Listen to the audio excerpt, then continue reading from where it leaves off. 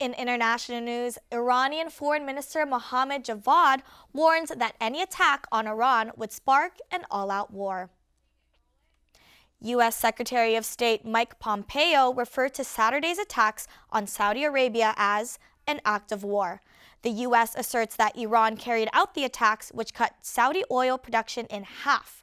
Despite Pompeo's comments, President Trump says he wants to avoid military action and tweeted that the U.S. would increase sanctions on Iran.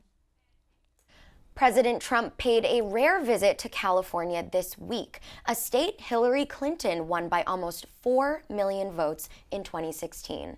We have our political producer, Grace Papish, here to tell us more. Thanks so much, guys. So welcome back, Panthers. I'm Grace Papish, and here's the latest in politics. Los Angeles residents faced both traffic and political gridlock when the president came to town this week. President Trump arrived Tuesday night in Los Angeles to attend a Beverly Hills dinner during a string of fundraisers across the state. The president's California fundraisers are expected to rake in $15 million in total. That's a lot of cash, but that wasn't the only reason for the president's trip.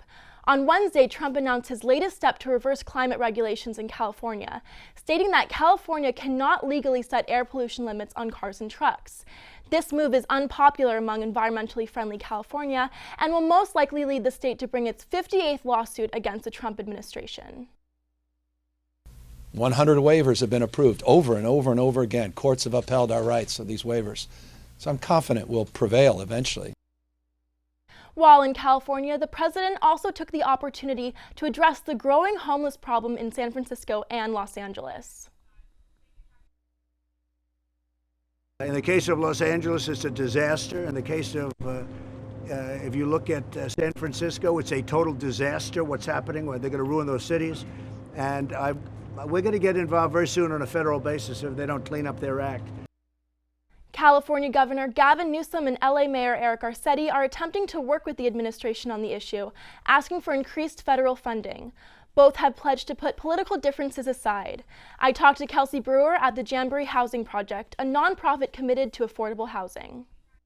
So this is a problem that's been 25 years in the making. It's absolutely not going to be solved overnight. It's not necessarily going to be solved in 3 to 5 years or by the next set of elections. But what I am encouraged by both locally here in Orange County and statewide is that this is the #1 issue that people are talking about. And when it comes to creating policies that allow for more production of permanent supportive housing, what we need is for it to be a top priority for everybody from local, state to the federal level. The president concluded his trip Wednesday with a $3 million breakfast in LA and a $4 million lunch in San Diego.